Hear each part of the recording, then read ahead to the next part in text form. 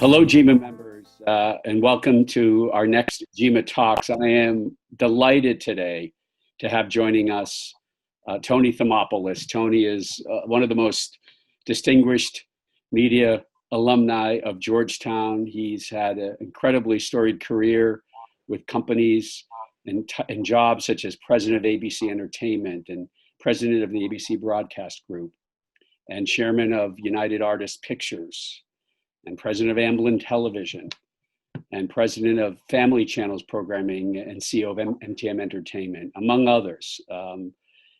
He started in the media industry in the early 60s, has an incredible perspective to share with us today, some great stories to share with us today. I'm really interested to hear him compare and contrast what the business is like today to how it was for the many decades that we've all seen the industry through and since the 70s and such. So welcome, Tony. So glad to have you with us.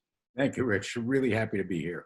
Yeah, thanks. So I thought with you, Tony, it'd be really fascinating to really start from the beginning. I know you were born in the Bronx, but I'd love if you wouldn't mind talking about growing up there and then how you actually made it to Georgetown. It's a pretty compelling, interesting story that I'd love to have you share with everyone. I will. And before I start that story, let me just say that I am a proud member of Georgetown. 3 of my adult children graduated from Georgetown. I was on the board of directors of Georgetown for 10 years under Tim Healy. Fantastic. So my affection for Georgetown is enormous since it changed the course and direction of my life. Thank you for that. Let me start and tell you how it all happened. Please. I was a young boy, grew up in the Bronx. My father had a little restaurant on the corner of 238th Street and White Plains Road at the end of a subway stop. And down the road was a place called Mount St. Michael, which was a Catholic boys' school run by the Marist brothers. I graduated from public grammar school, and I was ready to go to high school. And my mother passed away, and my father was concerned about, quote, the young men I was hanging out with, and he wanted me to get some discipline. Not that I was a bad kid, just I was, a young man.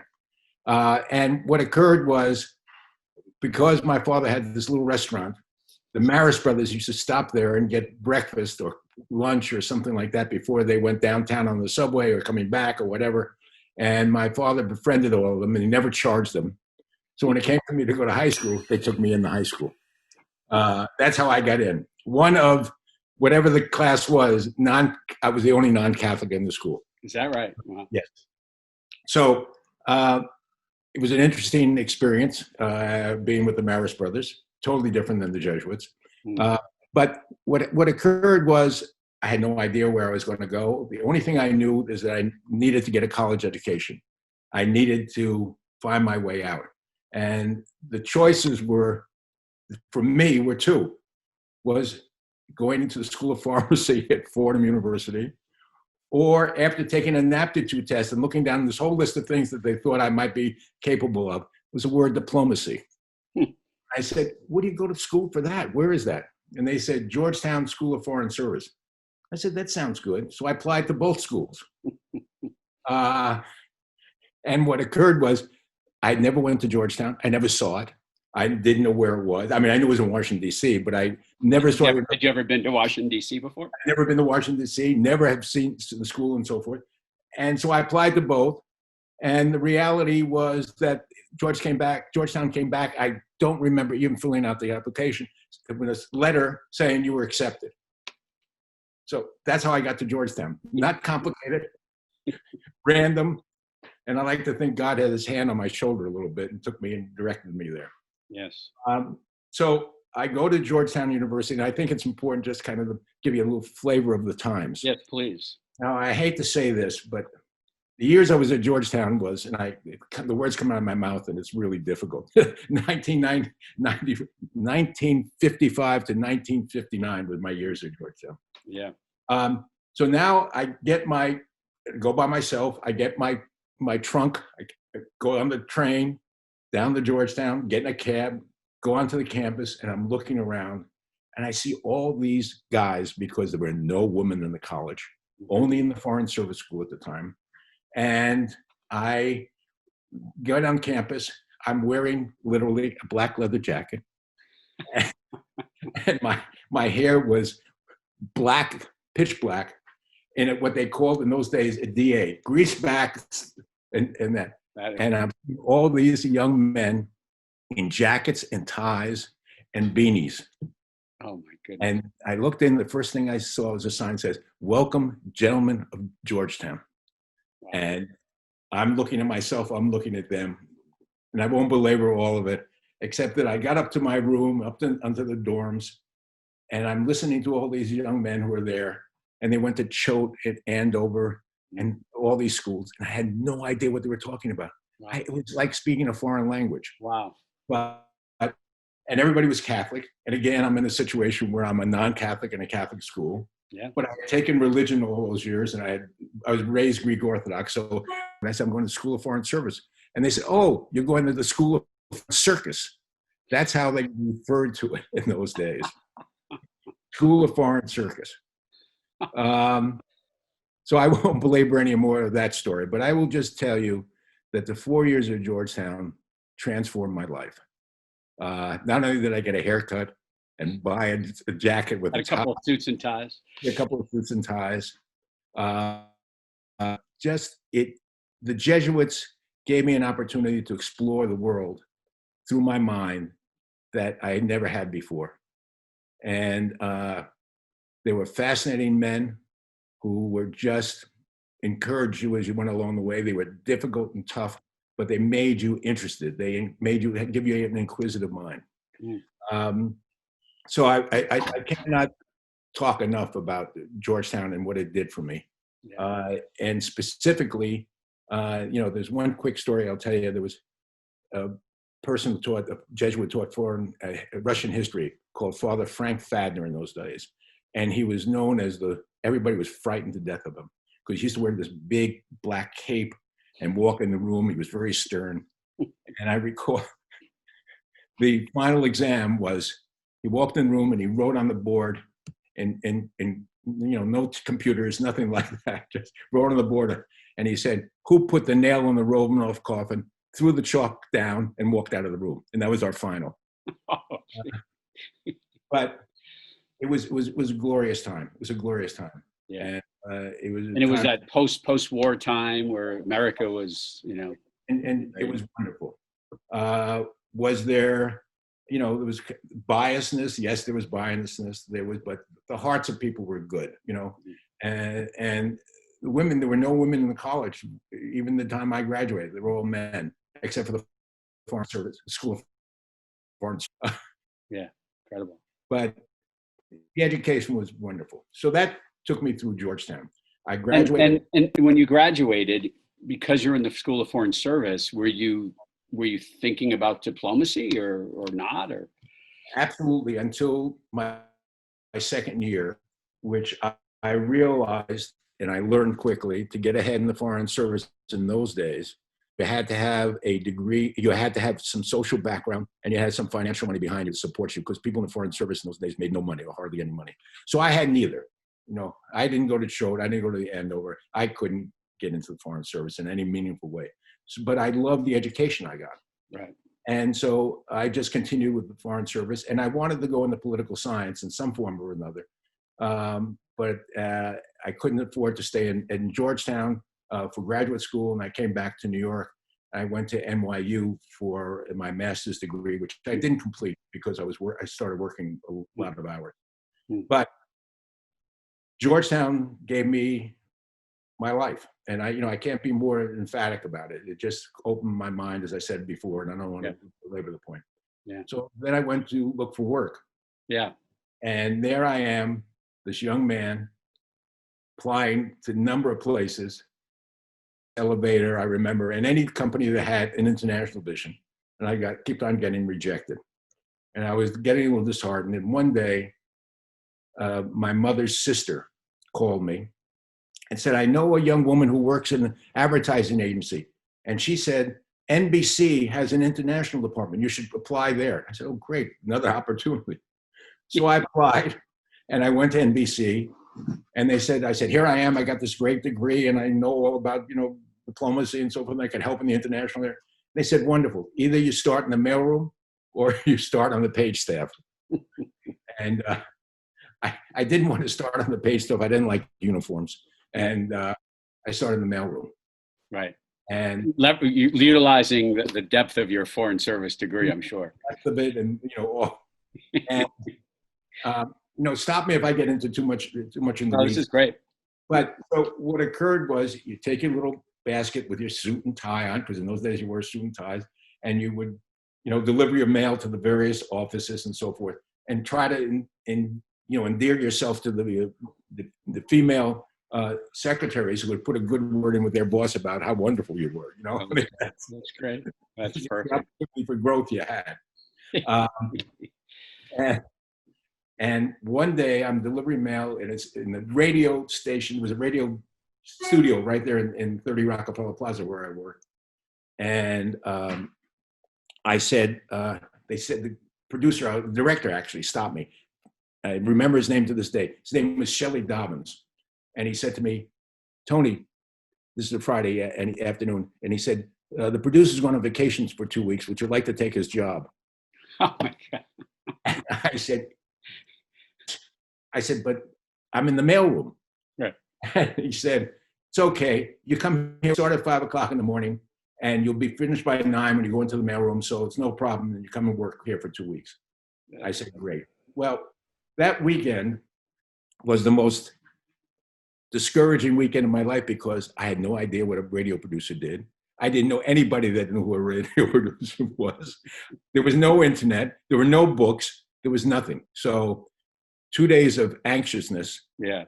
Get there the first day at 4:30 in the morning, and I discover the producer made coffee, gave the host his cigarettes, called for weather and traffic, and that was the job. And I could do that pretty good. I came from the restaurant business. I could make a great cup of coffee, and I could use the phone. So that was my entry into the entertainment business. Funny. So you obviously did that program, and then what was sort of your first break to get sort of more of a little bit more of a climb the ladder in like an executive role? Well, what happened with it, then basically shorthand, is I got into the international division a year after I joined NBC, and then went to small companies. I went to a company called 4-Star Television, which in its day was not a too small a company. It was run by Dick Powell and all those people. And I started selling for them and doing some sales administration. And I had a wonderful mentor, a man called Manny Reiner, who gave me a lot of guidance and support. And then from there, I went to a company called Tomorrow Entertainment, which was a subsidiary of General Electric in those days. Mm. And then finally, all those years went by, and I ended up in 1973 at ABC. And I was selling them programs at the time, or films. And I went in to saw this young man who was one of the buyers. And I explained in our kind of conversations we had. And he turned to me and said, would you like to take my job? Pardon me? He says, yeah, my boss wants me to go to California and work with him there. And you would work here in New York and handle the feature film inventory and so forth. I said, sounds great to me. I was married at the time. I had 2 young kids. I needed any way to get some money. Right. And I looked at him and I said, wonderful. So he said, I'll get you on the phone with him and he'll interview and so forth. Well, the 2 individuals, the fellow that I replaced in New York was Michael Eisner, and the guy I went to work for was Barry Diller. Wow. So, that is something. Talk about that. What a great story. So Barry Diller became your boss. Yes, Barry Diller became my boss. And I have to tell you, he was terrific. With me, I had a wonderful relationship with him, and it worked very well. And a year or 2 later, I became Fred Pierce. As I said, Fred was president of ABC, mm-hmm. and I became on his staff. I was one of his staff people, mm-hmm. and which gave me entry and exposed me to all the areas of ABC, mm-hmm. from finance to legal to production to the network, all of that, and to the entertainment division. And I did that for 2 years, and what occurred then was that Fred Silverman had been there at ABC. He left and went to NBC, and Fred asked me to take over the entertainment division there, which was the big break in my life, and believed in me and believed in what I could accomplish. So I did that for about 5 years. Actually, yeah, a little longer than that. Yeah, about 5 years. And then the complexion of the company changed again, and Fred asked me to step in to be the president of the broadcast group, which I did. And that job was a little bit more of a business-oriented job. Yes. So that was kind of an overview of the company. But you were running ABC. I mean, this was the goal, like the heyday of when ABC had risen, the last sort of 3 or 4 years before that. And it became the #1 network while you were running it, I think. And I attribute it to the fact that the management of the company was really a cohesive unit, but equally as important and really what was, I think, tantamount to why these networks really worked in those days was the ownership was in the hands of individuals, entrepreneurs. Leonard Goldenson, and there was another man called Elton Rule, who was the president and chairman of the company, and they really believed in investment spending. They weren't so concerned about the next quarter results. They wanted to build the network. They wanted to build a company. So they took a lot of gambles, a lot of choices. Yeah. And even as I was, president of the entertainment group and president of the broadcast group, I remember Leonard Goldenson would say to me, "It's okay. Go out and do what you have to do. If you're going to make some mistakes, but it's okay. Don't worry about it. I've got your back." I mean, I'm summarizing it, but that's a very liberating type of environment to be in. And in turn, you pass it along to everybody else, right, and that environment. So I think it's very much like the environment of what you see today in the tech world. Yeah. And that is, it was this kind of halcyon days of, experimenting and moving and et cetera. So, and just because it's important time, I mean, some groundbreaking shows and formats were created during that time, right? So I think Roots was during that time, right? Roots, Winds of War. Yeah. So these miniseries really was the first Rich Man, Poor Man, right? Yeah, I mean, it was just, we distinguished ourselves by doing specials and doing event programming and et cetera. We knew that we were garnering a young audience, and we had to appeal to that young audience, and we gave them as much as we could in the creativity. I mean, there was a wonderful series called Soap. I don't know, that was incredible series. Love it. Groundbreaking. Yeah, we did Taxi. We had Three's Company. Happy Days, Love Boat, Laverne and Shirley. I mean, all these kind of golden television shows. Yeah. And it was because people were free to experiment. People were free to follow their instincts. And, we made some mistakes. We had a show called, I'll never forget it, The Ugelis, which was a family of people who were not very attractive, and their name was Ugeli. Well, that was a major flop, but those were good to have as well along the way. But the competition was severe between the three networks, and then cable started to raise its head. But it was a golden period for us in television. So you had about a 12-year career at ABC, and then talk about what your next move was. Well, what happened then is that ABC was sold to Cap Cities, and of course they brought in their management team, and I was out of work for, fortunately, just about 3 weeks. Wow. When I was approached to go to United Artists Pictures. And that was a wonderful experience as well. And during that time, we had, again, a versatile group of movies.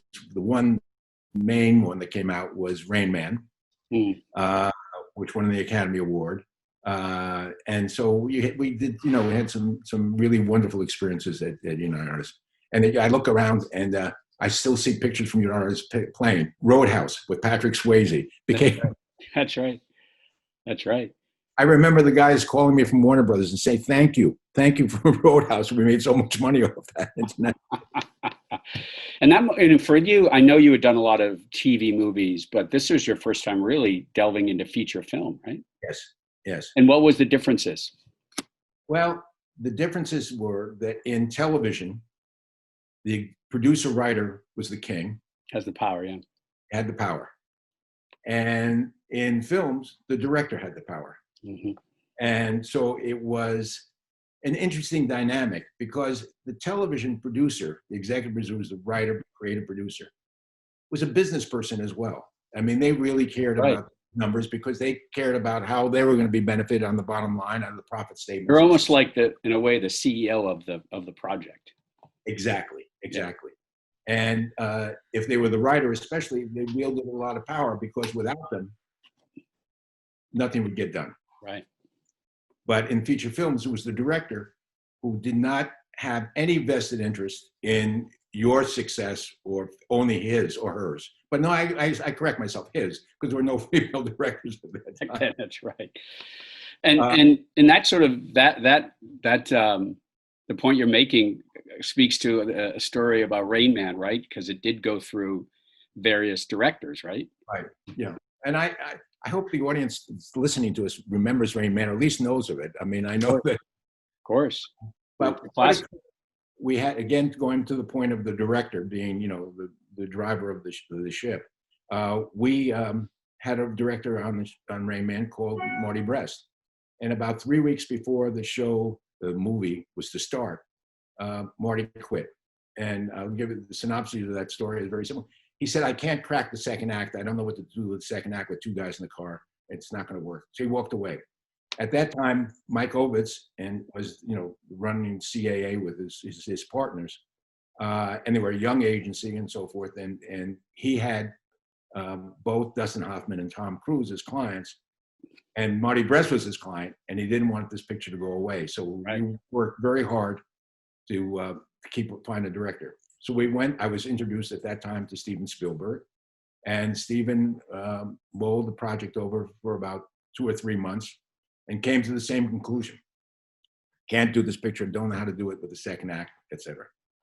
We then go to the late Sidney Pollack, who was a wonderful, kind man and wonderful. And he went on it for like 3 or 4 months trying to figure it out, and came to me and said to me, and pardon the expression, but I'm going to say, he said to me, I can't lick this. I don't know what to do with two schmucks in a car.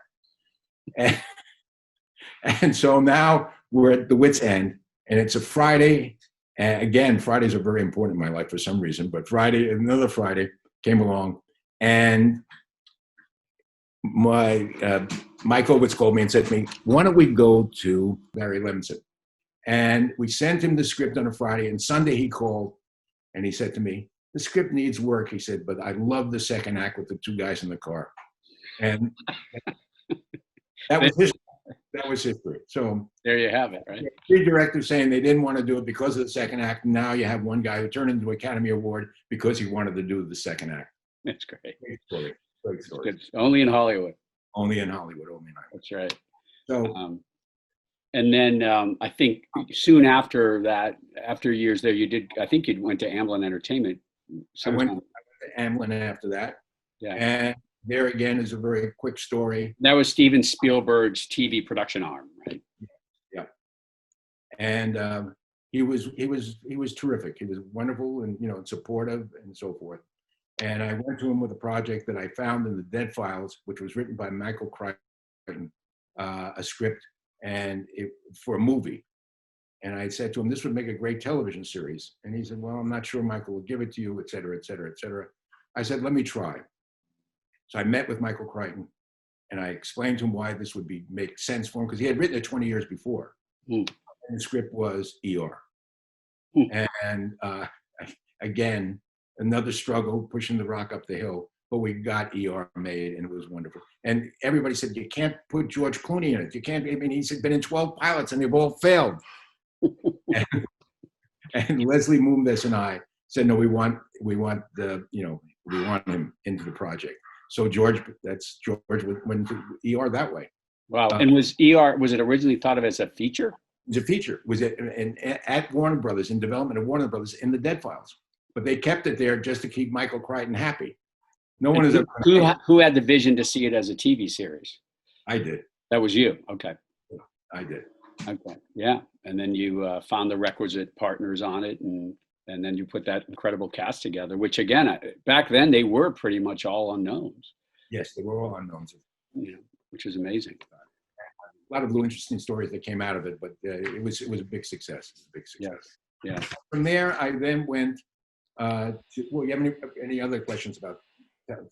Well, I just, again, you went, it was another unique job in that now you're on the TV production side. So you'd been at a network doing television, then you're at a feature film studio, and now you're at a television production company. So again, just for the audience, explain what it's like to be on the other side of those pitch meetings, right? Yes, it is. You soon find out that your strength is not it's easily accepted by a lot of people. You have disappointments, you have people, and you listen and you learn, because then you just sit back and you say, okay, the shoes are reversed now. And so we have to now go, and it's another life. Yeah, I mean, you're in much more salesman mode. Yeah, absolutely. And I had done sales in my early part of my career, so it was not totally alien to me. Right. But it was an interesting involvement and an evolution to another role. Yeah. Well, after that, you went into the Family Channel programming, I believe. Exactly. I got a call from Tim Robertson and Pat Robertson, and asked me whether I would come to their company and help them. And I went over, and at that time they had Mary Tyler Moore's company, the MTM, they owned that, and I became CEO of that, as well as ran the television operation for them. And it was an interesting journey. What I learned there and what I applied there was the knowledge of knowing your audience and knowing what your audience wants. But how do you make your audience broad enough that you can support, the good programming that you wanted to do? And what I basically said to them is that we're going to continue the model of doing family programming, but it will not be political or religious. I said, the issue is we have to bring in advertisers, and advertisers are going to shun away from any religious aspect of it and any political aspect of it. Right. So we created a number of shows, and specifically the one that became successful is still on the air today on the Reform, is Home and Family.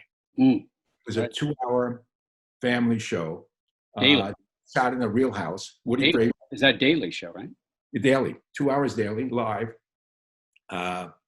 Woody Frazier was the executive producer, and what it did was it opened up people's homes to this kind of environment of how you're cooking and decorating and so forth. But for me, what it was a platform to get those people into the channel and then sell the other programmings in promotion and so forth. And it worked very well for us. It increased the revenue base of the company, and it increased the audience base as well. And yeah, no, I was going to say, and I find it interesting. Again, you went to yet another part of the industry, which was cable networks, right? Because you hadn't done that yet. So that was another new area that had obviously grown tremendously the decade before. Yeah. So I had an opportunity to see that side of life as well. Yeah. And we eventually sold that to, as you know, to Fox and I'm Saban. Yes. And they took it over, and then eventually sold it to Disney. Yes. They sold it to Disney. Yeah. No, you guys had tremendous success and growth with that. Yeah. And from there, I just kind of went to do different things. I started a little production company of my own. But then I had an interesting opportunity just from the standpoint of learning new things. Yeah. And I got a call to be on the board of directors of a small, which was a small company at the time, Thomas Kincaid's company, who was the artist. All right. And the painter of light. Right. So I'm on the board, and my second board meeting there, I won't go into all the details. The CEO erupted, whatever, and they fired him right there in the board meeting.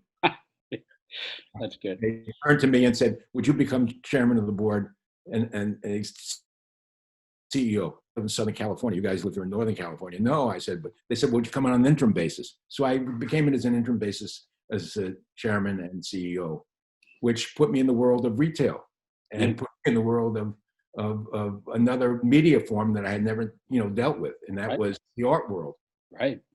What few people know, Thomas Kincaid is still, I believe, the most revenue producing artist in the United States. Is that right? Yeah. I mean, he sold everything. Wow. His licensing business. And so his company was grossing about $250 million a year. Wow. Which was a lot of money for artwork. Absolutely. they had a wonderful marketing point of view and so forth, which I don't have to go into it all right now, but Yeah. unless you want me to, but I will. Well, it must have been interesting just to be involved in another different, art form like you said. Again, yes, another form of the art expression, but more important, another way of learning another part of the business. Yeah. What, thank you for all that great history. What would you say were kind of the key sort of pillars you lived by, or business, philosophies that you lived by that kind of connected you through all of those years and those roles? Well, I think sometimes to my detriment in a way was I really enjoy people and I like people. And, the golden rule of how you treat people is how you would like to be treated. Mm-hmm. And I've always believed in being honest and offering the best of my ability at the same point in time, saying to somebody, you may not like this decision, but I'm telling you up front on it. And one of the things that I did as an executive was, especially when I had to deliver either had to deliver good news or bad news to a buyer, to a seller rather, excuse me. I always said to my staff, you do the good news, I'll do the bad news. Mm. And I would try to explain to people how the decisions were made. 90% of the time they were furious. And 90% of the time they didn't like what they heard. They didn't like what they heard, obviously. No one's going to like the idea that you canceled or we're not buying your show. We don't love their baby. Yes. But I found that worked really well for me. I think transparency is critical. And the other aspect of it is support your staff. Give your staff the opportunity to grow, to learn, and you learn from them as well. Mm. And to kind of indicate a period of at least a moment of tranquility. When things get bad, look at it and say it's a problem, and let's not worry about any problems until they become a problem and deal with it on that basis. Yeah. And you also just obviously saw the business change so dramatically. You mentioned earlier sort of once the corporate conglomerates came in. Right. And how did you see that changing the industry?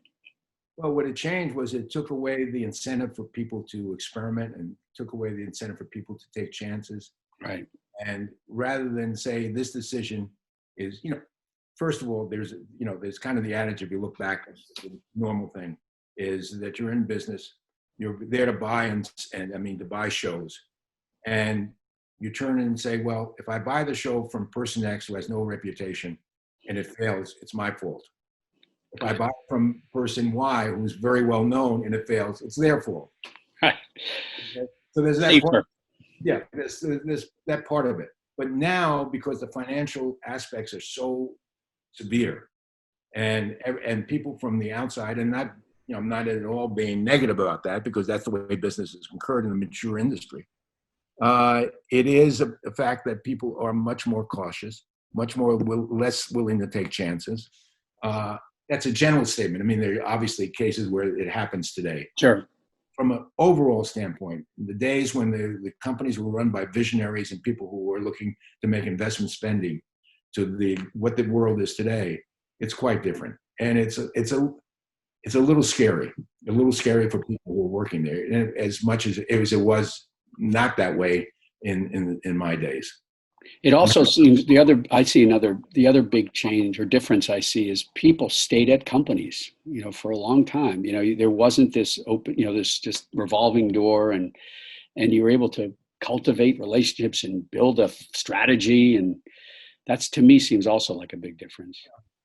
I think one of the issues that as well, and during that period of time where you built up a company and you were with the company for a while, it was a good thing while you were there, but a bad thing in the reality is it became a member of a family. Mm.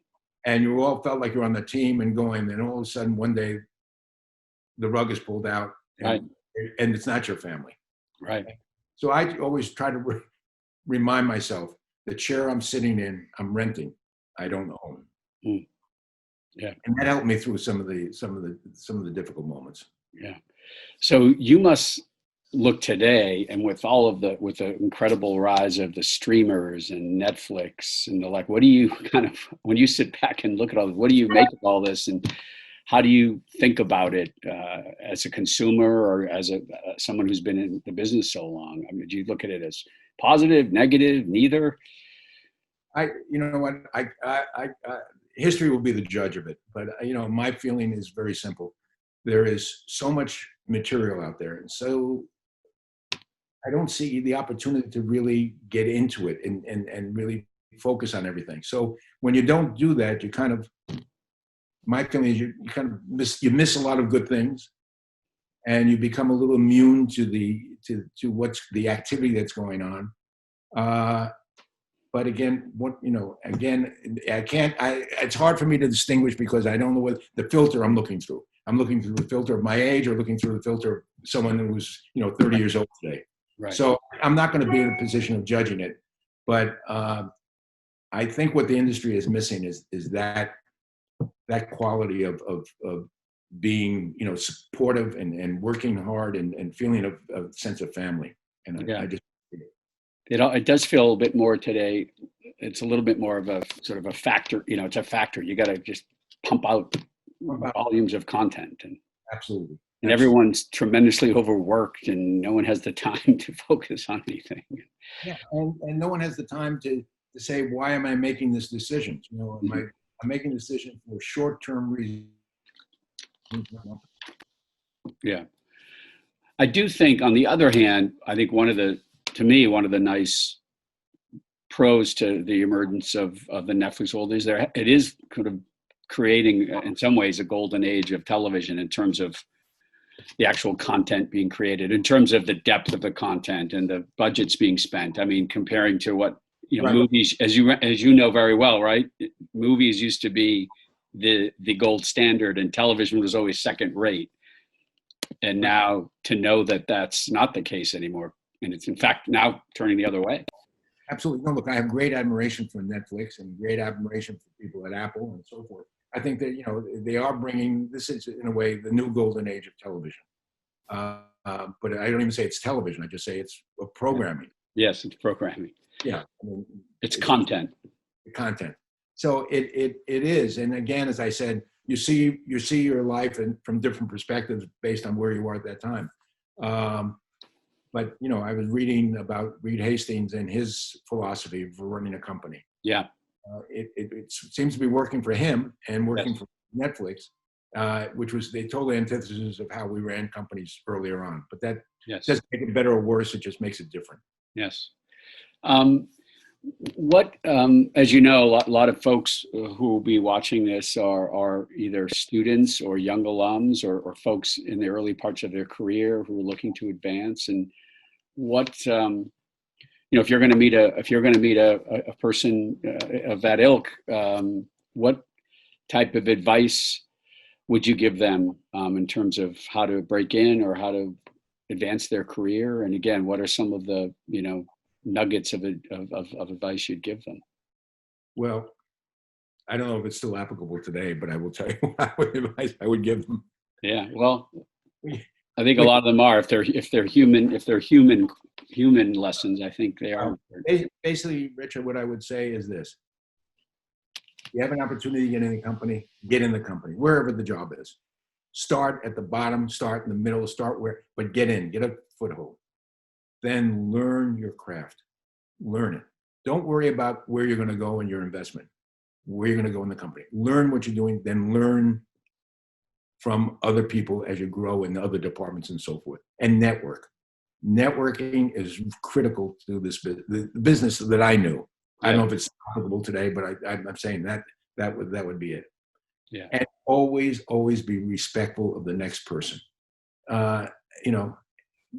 Everybody wants to have their dignity. So you give them their dignity, and in turn, you'll get your dignity. You meet tough people along the way that don't fall into that category, but learn your craft. That's the best way. That's the best thing I could say.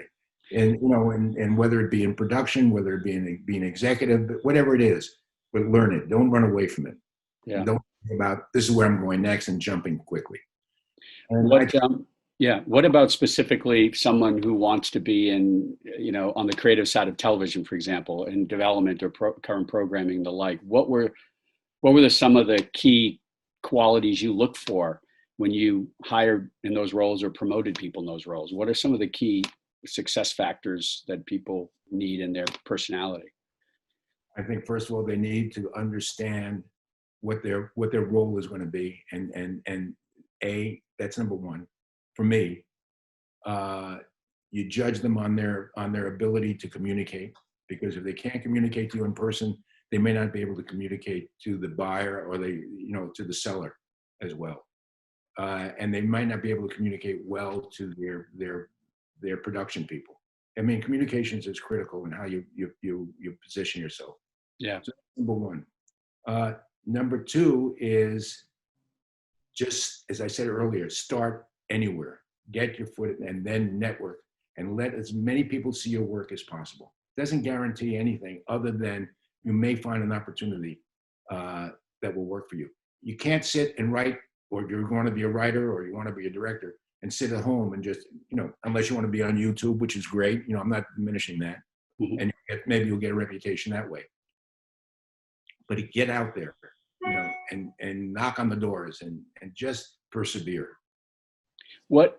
When you were picking shows, because that was a big part of your job, right? Every year you had pilot season, you had to decide what to make pilots for, and then you had to decide which shows to pick from the pilots.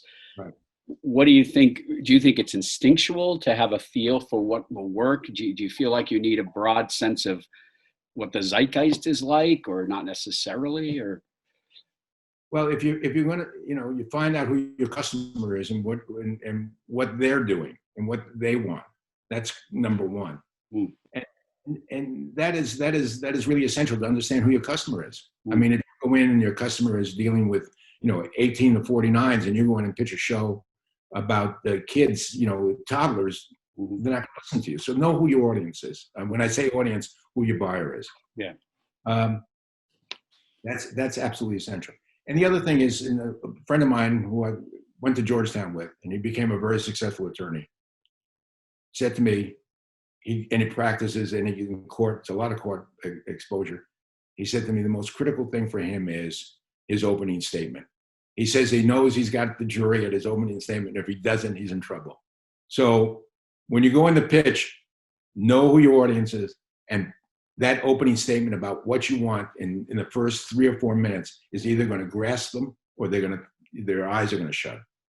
So make that 3 or 4 minutes the best it can be. Best you make it.